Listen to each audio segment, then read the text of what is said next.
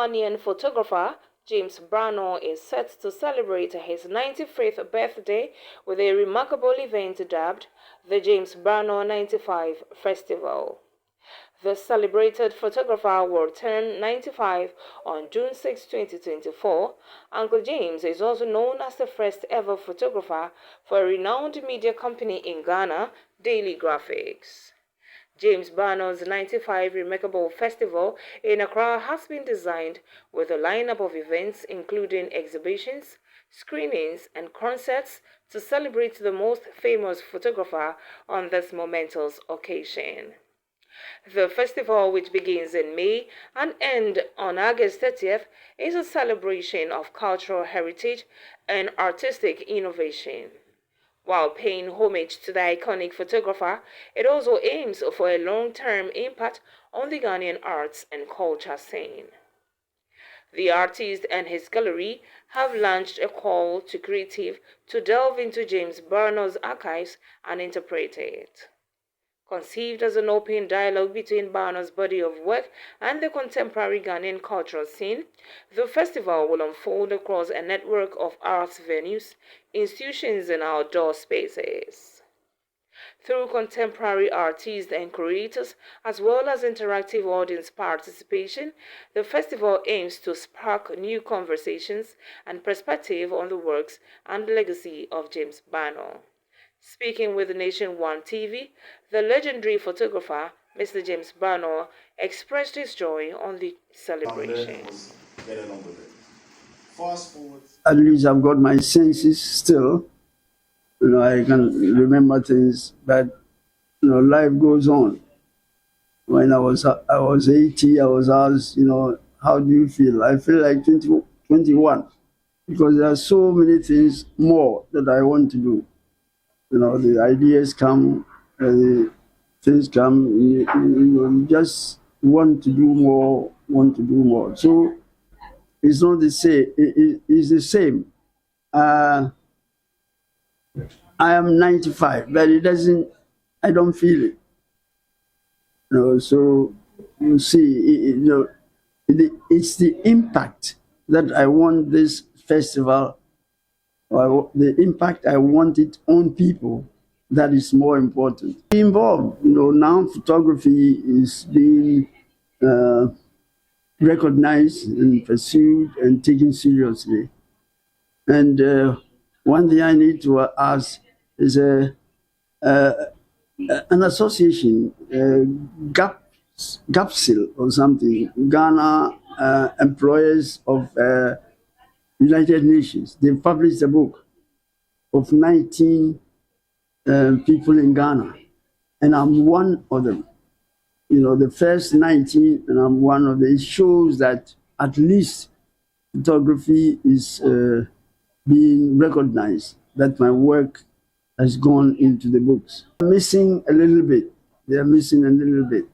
An Englishman was they call it editorial advisor, called Mr. Freestone. He gathered the journalists and trained them and made the editorial staff to start the graphic. And the discipline and the way that we were taught, and even the provisions. Say I was given a loan, 25 pounds, to buy a bicycle. So when I go to work, and I'm going on assignment, unless I'm with a reporter, I pick my bicycle and go. The bicycle later became mine. Those things, I don't think they're there. So it's not an incentive for, and perhaps now people will ask for little money before they go and cover stories and things like that. I think things have changed a bit. The discipline and the first-class nature that we got from the top editors and sub-editors that were got round to start the graphic. That spirit is not there. I haven't been to a newspaper office, but I remember one year I came and went to see the archives of the graphic.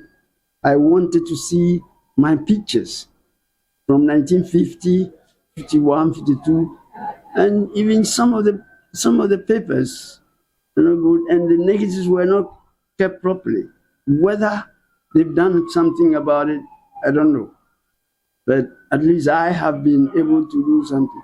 And the whole history of independence from Ghana before Nkrumah came should be kept by the graphic. All the stories should be kept by the graphic. Whether you can get it today or not, even there should be a column where, oh, last year or 10 years from now, this was what we said. 10 years from then, whether that is there, I don't know. Because maybe I don't get the graphic. But me and my experience and my love for the graphic and my knowledge of the graphic, we need to sit down and talk, especially the graphic.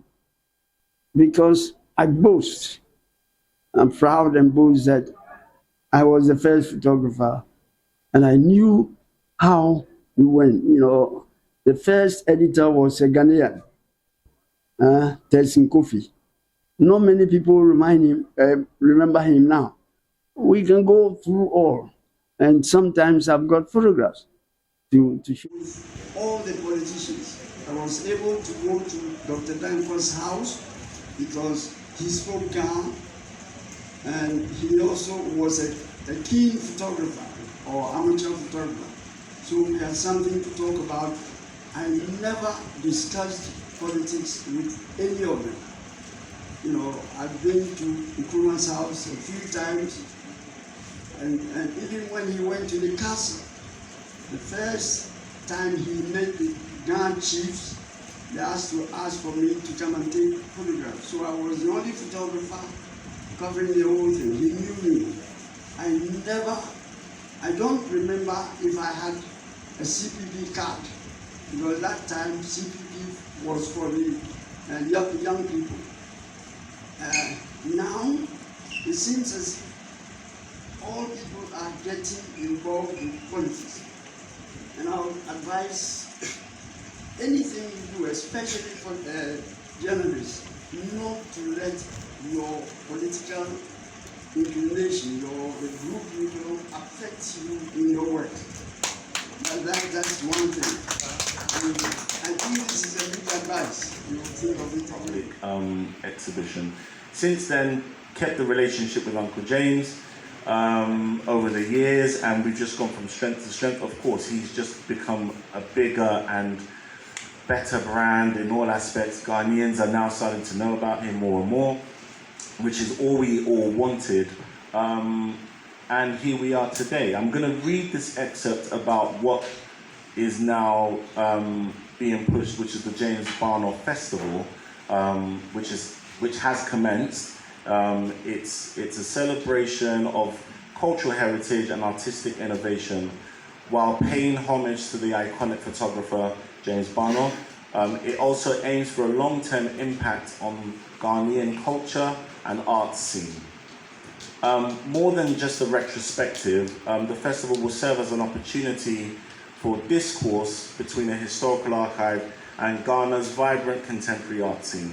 By presenting James Barnor's works through and alongside contemporary Ghanaian actors and artists, the festival intends to bridge the past, the present, and the future, because he's still taking pictures till this day, alongside artistic and curatorial approaches. Ghanaian creatives are set to take center stage. 16 young photographers will also be shown in the 16 regions of Ghana, ensuring James Barnor's enduring visual legacy. Oh, this is how we came about, the evolution, the immediate evolution of this country. Ghana has been very, very slow in preserving its past. In fact, we're doing a lot of things wrong.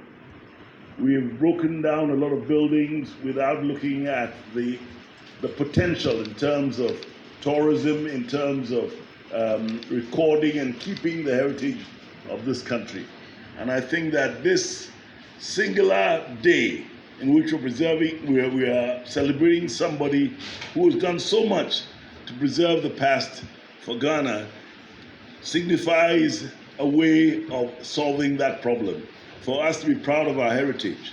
I've always said that Ghana cannot compete with the East Africa in terms of fauna, and cannot compete in terms of maybe the beaches because of the geographical layout of our country. But what we have are the people and what they do, our festivals, our way of life, our culture in terms of our heritage and everything is the essence of what we are. And if someone has the skill, the acumen, and the will to do so, that person is enhancing the very essence of what we are and what we should be and where we should go. It is a move to break down this building, and I would like to ask your support so that we maintain it, because this is the place where a lot of the greats in Ghana sat down and planned to make this country what it is. On this note, I'd like to thank you all for coming.